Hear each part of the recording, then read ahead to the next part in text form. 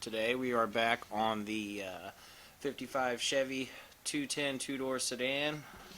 Would have been a Del Rey car. Of course, last time y'all saw this car, it was dangling from the tree outside, and we were we dropped the body onto the floor. Not sure if I showed any videos afterwards of us starting to weld it up, but pretty much all the firewall except for the driver's side toe boards welded. We got the little patch panel over here's done. Turn the light up a little bit.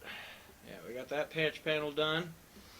I started making the interior patch panel over there. Of course, we're just going to be butt welding this. I got a couple of self-tappers, well, 3 on the passenger side here, just because it's all pulling together a lot better, and I still of course have to make the patch over there to kind of finish off the interior. There is another piece right in the wheel well, little small rectangular piece I've got to do, and yet those are nuts laying there with a bunch of slag in them because of course, I left this rear support. Wasn't really rusty, so I decided to leave it, but it did have a broke-off body mount bolt. Of course, just welded a nut to it and zipped her on out of there and got the new body mount bolts in. All the bushings are in. Of course, I started making that panel. This is the old piece here, nice and rusty. Would have been really hard to try and weld to that. Of course, that would have been what we were welding to, which is, of course, there's a bunch missing and whatnot. So, cut it out. Started forming a new piece. Got a nice little trough going there, just kind of hand fabricating it to fit in there. Yeah.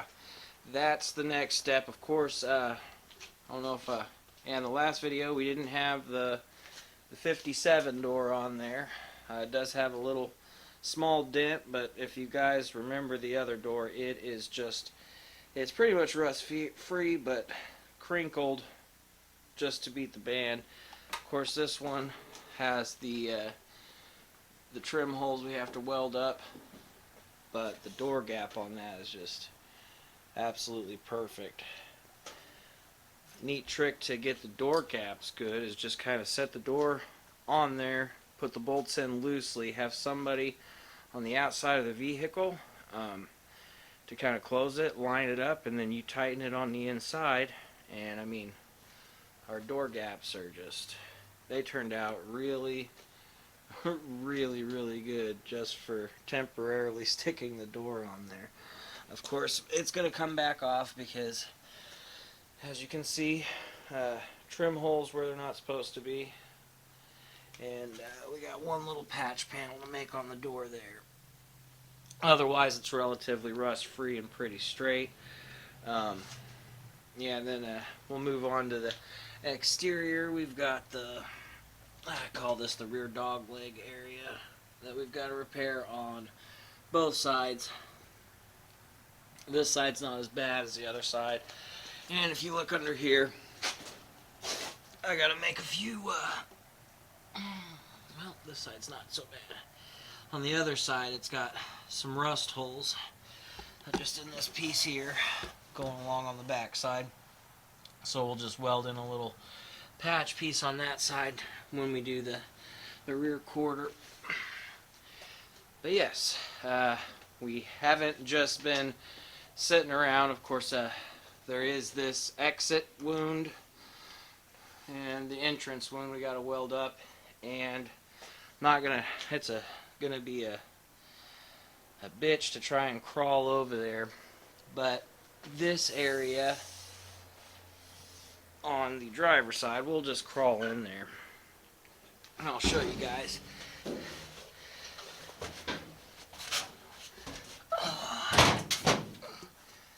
She's just a little crusty in there. You can see where There's a lot of debris still up in there that I got to get out, but I'm going to get that all out.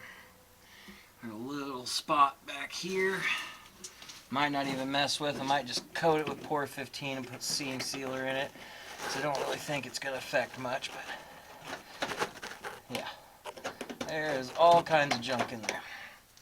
And of course you can see this, the rust through that I'm going to cut out. You can see where I have got the rocker, Pour 15, and then I just stopped where it started getting rusty there. From about, let's see, from about right here all the way down to the end. But of course still got the rubber plug for the end of the rocker, which we'll get all welded up, and then of course you can see the little triangle we got to make, and we'll just go through with the self-tappers like we did on that side. I'm going to start in the middle and just boom, put about 3 in there, hammer and dolly this to fit over here like we did on that side, and then we'll go through and just start plug welding. But yes, we have been doing other metal work on top of that.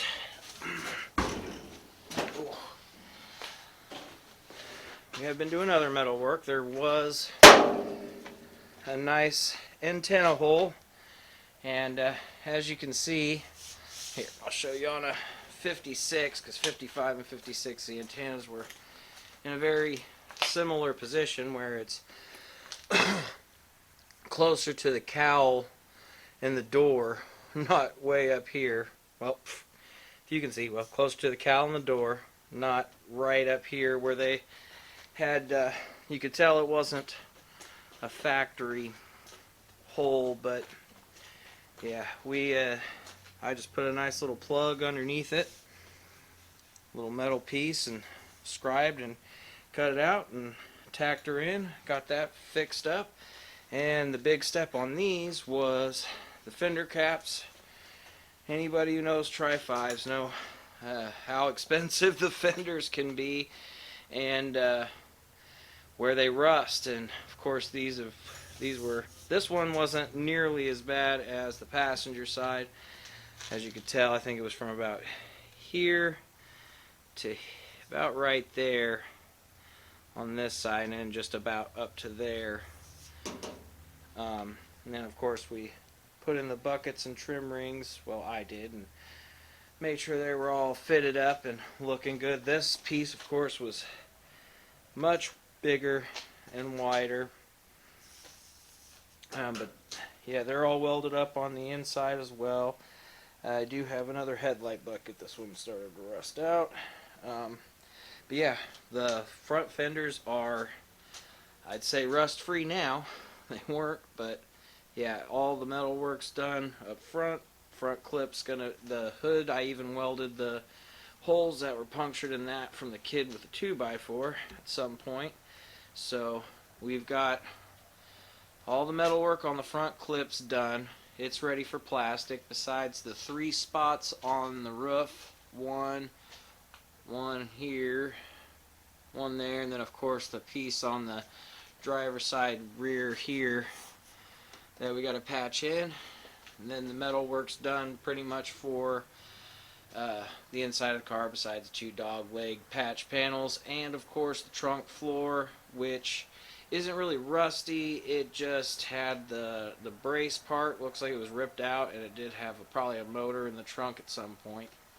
I was looking at the dashes, and you can see my my windshield wiper switch. Somebody punched her out for a gauge, but it looks like a lot of the shape is still there, so we'll see what I can do. I might be able to bend some of that back out and save it. If not, buddy Nate out at the farm's got at least that piece. These 2 pieces I can just weld some flat sheet metal in there. And granted, guys, I am not a metal guy. I haven't really done any kind of wire feed welding till this vehicle. done a lot of arc welding or stick welding, making trailers and crap with my dad, but welding sheet metal was a new experience. It can be a little intimidating, but you know, just take your time and you'll get there. Alright, I'm going to get back to work. Might throw it on time lapse, might not. We'll see. But I'm going to finish this trough piece and see if I can't weld in the other little piece on that rear wheel well today, so at least that's done. And I'm just waiting on that toe board to come in for the driver's side. And a lot of people, if you don't know, I was gonna kind of fabricate this, and I don't know if you can see the dimmer switch over there, but the dimmer switch on 55 and 56 are actually externally mounted. They go in from the outside of the toe board, and you have a couple of screws that go in there. The toe board that I ordered is actually a 57 toe board. I looked around, and they actually don't have 55 or 56 toe boards with the external dimmer switch. They're all 57 toe boards with a little divot in there, so you can mount your dimmer switch inside the vehicle, and you don't have to crawl underneath there to change your dimmer switch out. So that's going to be neat. But yeah, that's where we're at on the old 55. We'll probably just actually call this a video, because I need to get a video out this week ASAP, and I want to get back to work. So we'll call this a video. I'm going to start making more patch panels. I'll update you guys again next week on what I've got done. Of course, like I was saying before, I get about 3 hours a week or so, 3 to 5 hours a week that I can actually work on it. And then when you're trying to make some content to post as well, I mean, I'm doing it more for the memories than money, because yeah, I've been posting videos for over a year and haven't made a cent. So yeah, it's more for memories than money. You know, when my kids are driving this car around, they'll have a video that they can go back and be like, wow, that's what it looked like, and man, Grandpa was kind of crazy. So we'll see. Yeah, we'll see what we can do today. But yeah, thank you guys for watching. Please like and subscribe. Comment on the video if you've got any kind of tips or hints or anything you guys wanted to say at all. I usually tend to respond back pretty quick. But yeah, like I was saying, you don't have to be a metal guy. Just kind of jump in and do it. It's all a learning process, and you know, by the time I'm done with this, I'll probably be able to weld any kind of sheet metal possible. And who knows what the next project will be. It's not as intimidating anymore when you see a car with big old holes in the floor. So yeah, again, thanks for watching, guys, and yeah, we'll be back again next week with some more probably 55 content. I've got some S15 brake parts to throw on there, but I think the videos are mostly going to be on this, so I can just, yeah, motivation to help push me get it done. Yeah, like I said, again, thanks for watching. Please like and subscribe.